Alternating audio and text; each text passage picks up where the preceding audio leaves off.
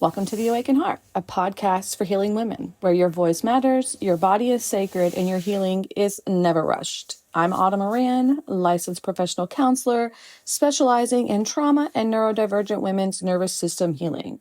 This is where we move from survival mode into embodied clarity and grounded power.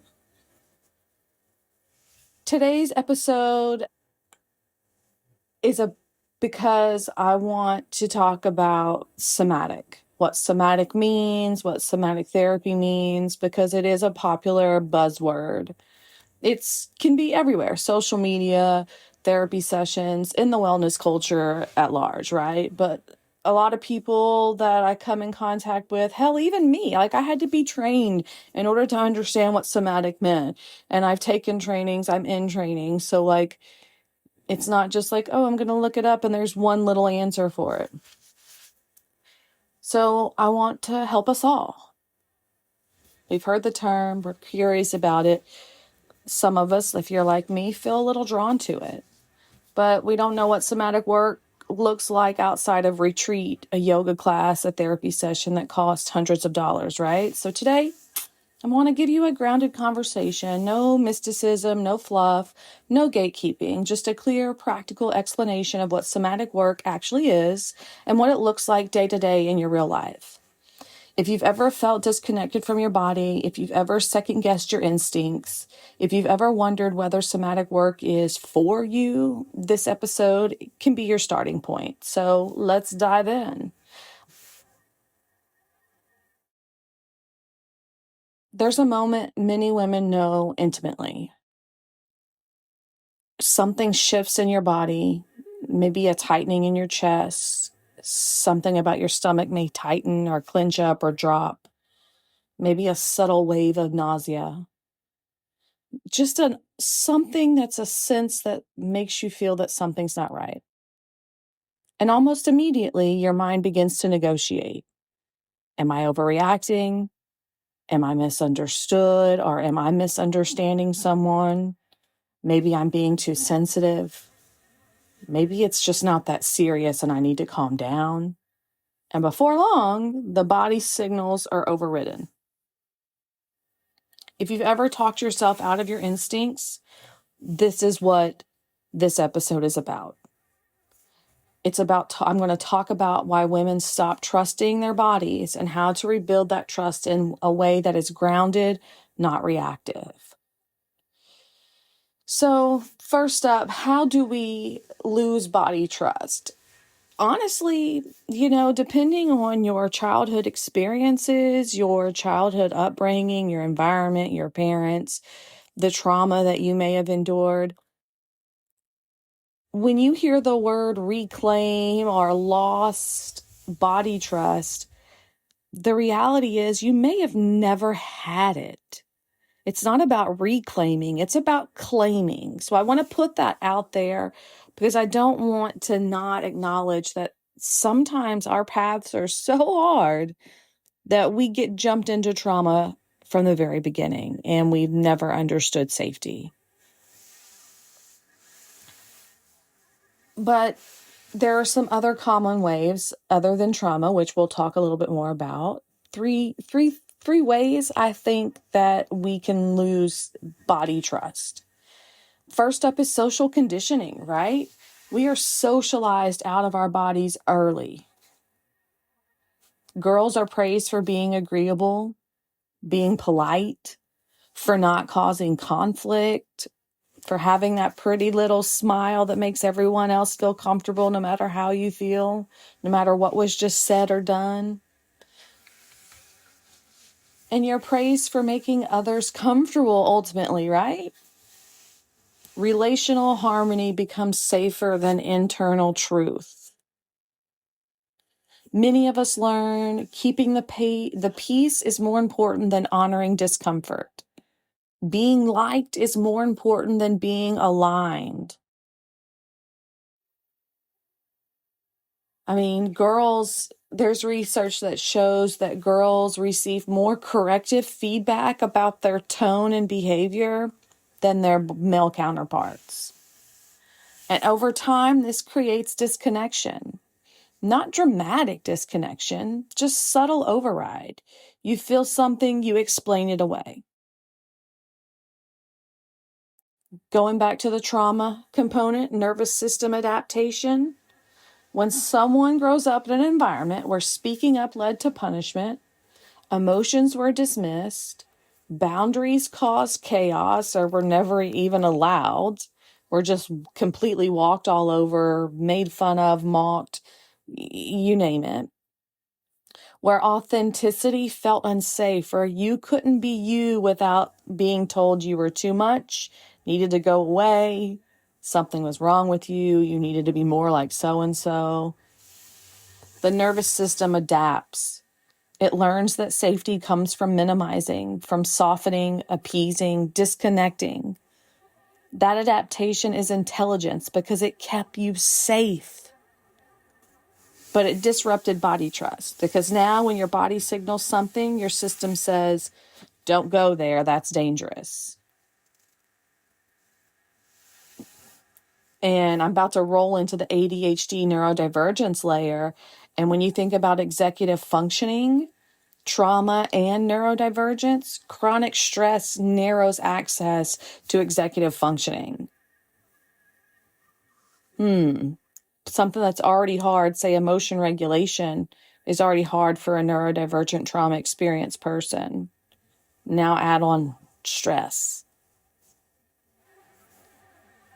All right, so the third thing that I think keeps us disconnected is the neurodivergent layer, because there may be heightened rejection sensitivity. There may be faster nervous system activation, maybe emotional intensity, the executive functioning component. Maybe there's a history of being told you're too much. I've always laughed too loud. I'm always too loud. Everyone's always told me I'm too loud.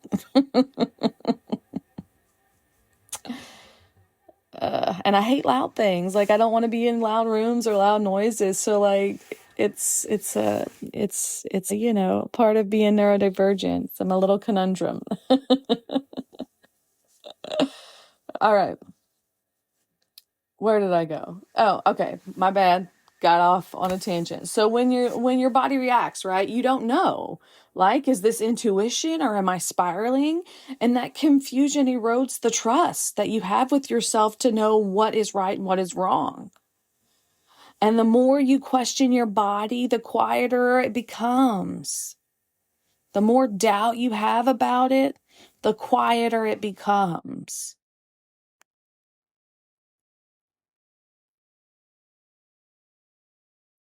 So my personal experience, not as only as a therapist, but as a neurodivergent woman, as a trauma experienced woman, and as someone whose body has been bracing for impact most of my life, for years my body was tight, guarded, always anticipating something: disapproval, rejection, conflict, abandonment.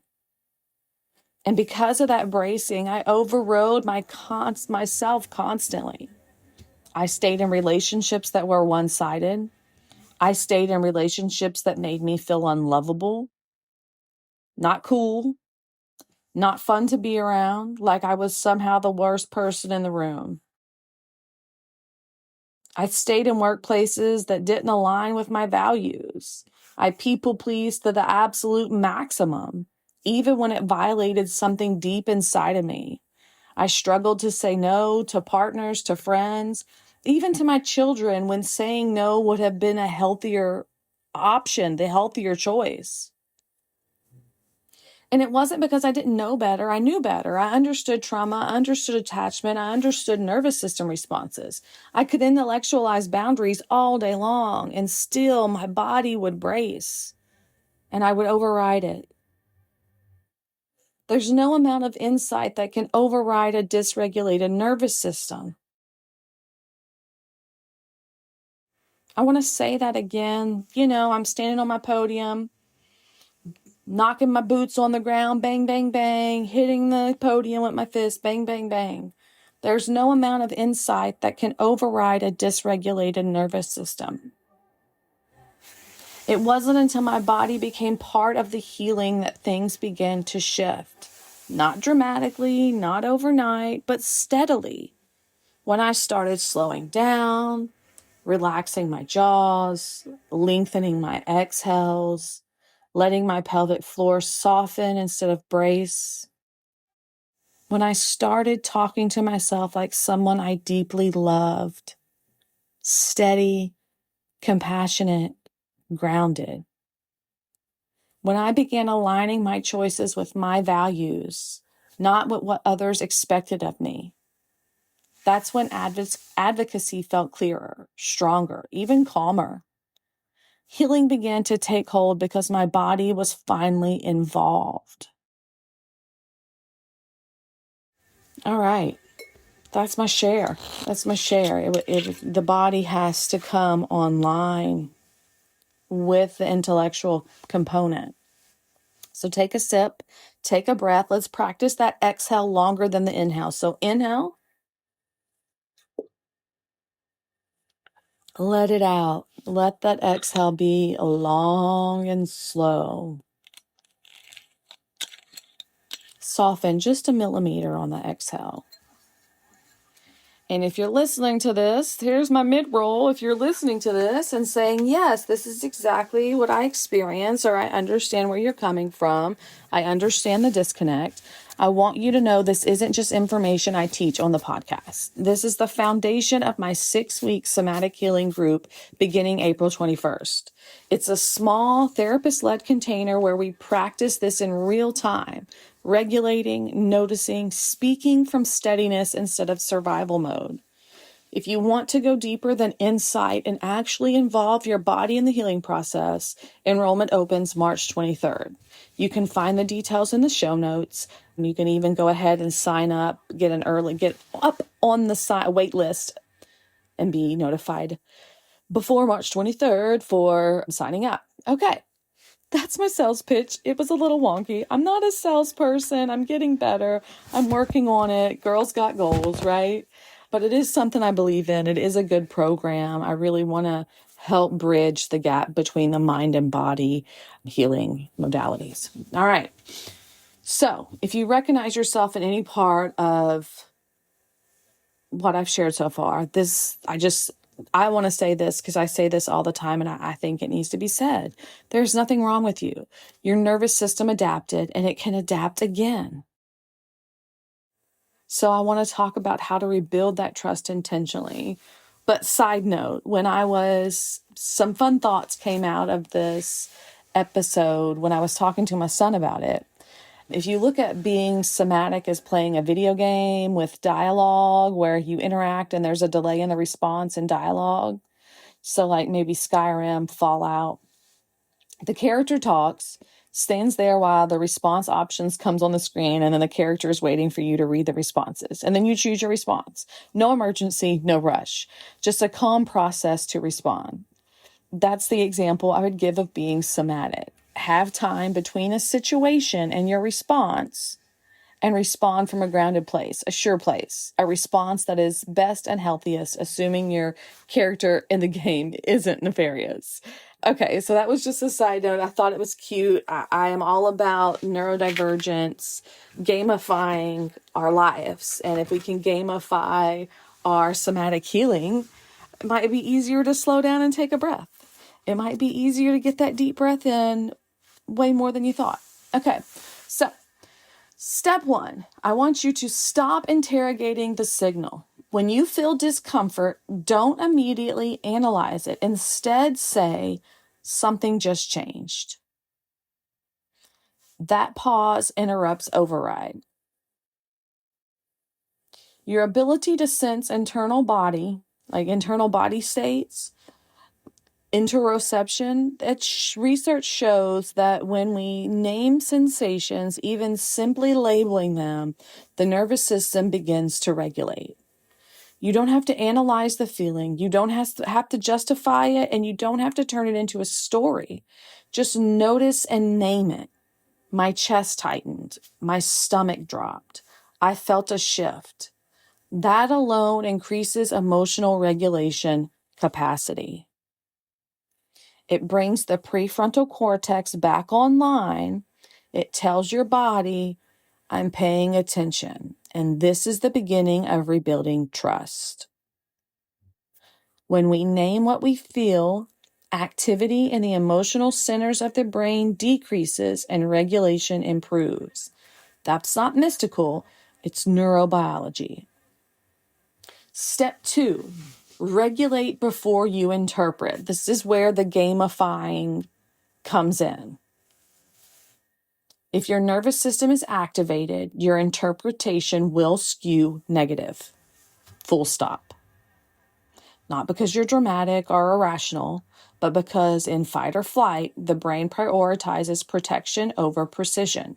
When your system is activated, everything can start to look like a threat. A neutral tone feels like rejection. A delayed text feels like abandonment. Small disagreements feel like danger. So here's the rule. You cannot accurately interpret a situation while dysregulated. First, regulate, then interpret. This may look messy at first. Most women do not develop real-time awareness immediately. You will often have retrospection before you have present moment awareness. Meaning, you might only realize later, oh, that's when my chest tightened. That's when I started talking faster. That's when I felt small. And none of that is failure. That is skill building. So if you can't catch it live just yet, start here. Reflect, recall, reverse engineer. After a moment that felt off, ask yourself, what did I feel in my body? Was my jaw tight? Was my breath shallow? Did I feel heat? Did I start over-explaining? Any body parts get tense? So get into the body, figure out what happened. Next, ask yourself, what happened right before that? A tone shift, a facial expression, a boundary request, a moment of being misunderstood. This is how you map your triggers, not to shame yourself, but to build awareness. And then now you regulate. Notice your jaw, relax your jaws. Park your tongue at the bottom of your mouth. Let it lightly press in the back of your teeth. Don't let it be pressing up against the roof of your mouth or the top of your teeth forcefully. Lengthen your exhale. Feel the floor under your feet. You don't need complete calm. You need steadiness.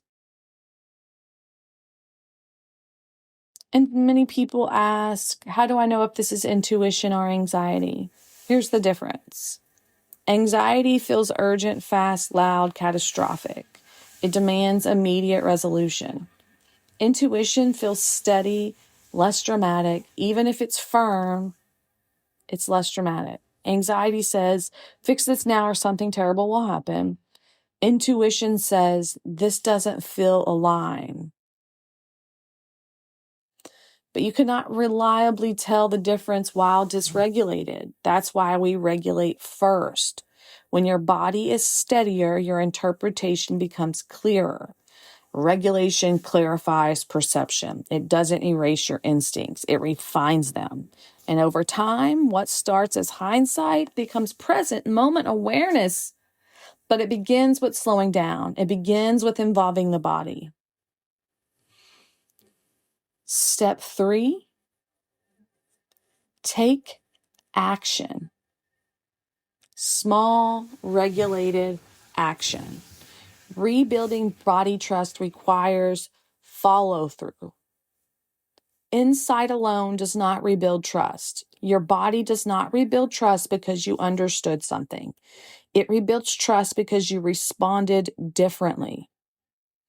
If something feels off, even slightly, you don't need to make a dramatic decision. You don't need to end the relationship. You don't need to confront someone immediately or blow your life up. You need a small, regulated action. That might sound something like, I need a moment. That doesn't feel right. I'm going to think about it. Or simply, I'll get back to you. Short, calm, non-defensive, not explaining yourself. Or it might mean physically shifting your body, going to the bathroom to breathe, stepping outside for air, leaving early, taking space, turning your phone off for an hour, a small exit, a small pause, a small reset. Because here's what matters. When you take even a small action aligned with your body's signal, you send a message internally, I heard you. Your body feels heard. That is how trust rebuilds, or you build it from scratch. Not through force, not through perfection, through repetition. And sometimes when what feels off isn't danger, it might be dysregulation. That's where the discernment comes in. After you step away, ask yourself something simple.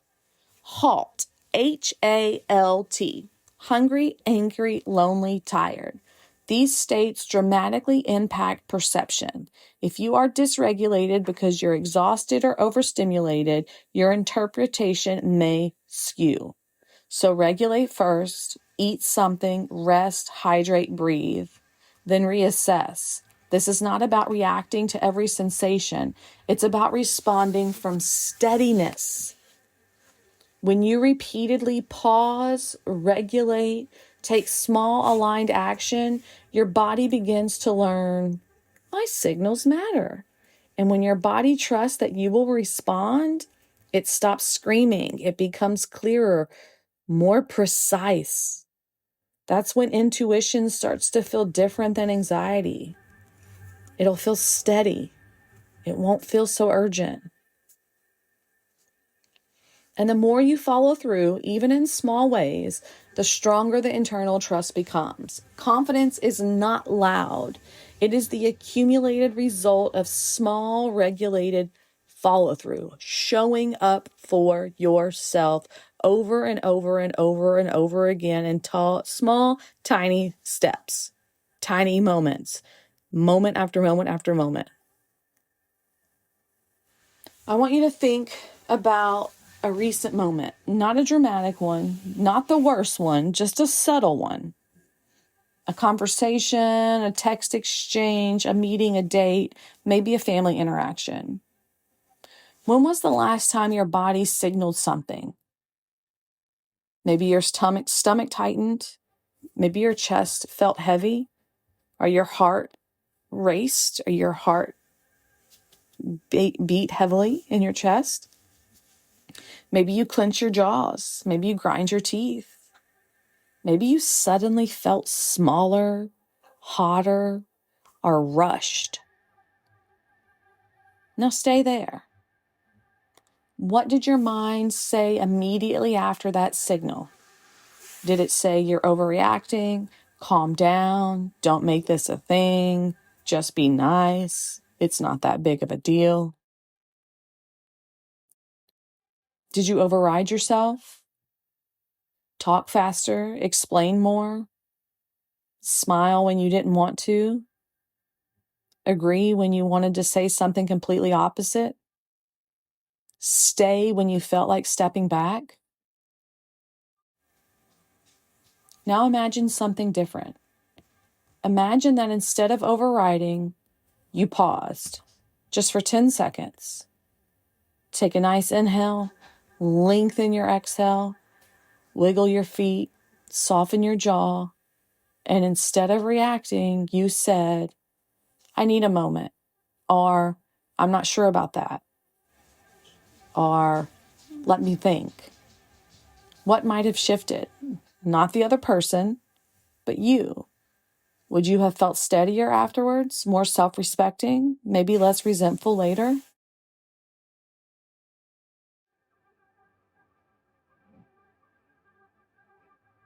This is where body trust begins, not in dramatic exits, in small interruptions of the override. When women rebuild body trust, they leave unhealthy dynamics sooner, over-explain less, feel calmer in conflict, make decisions faster, advocate without exploding.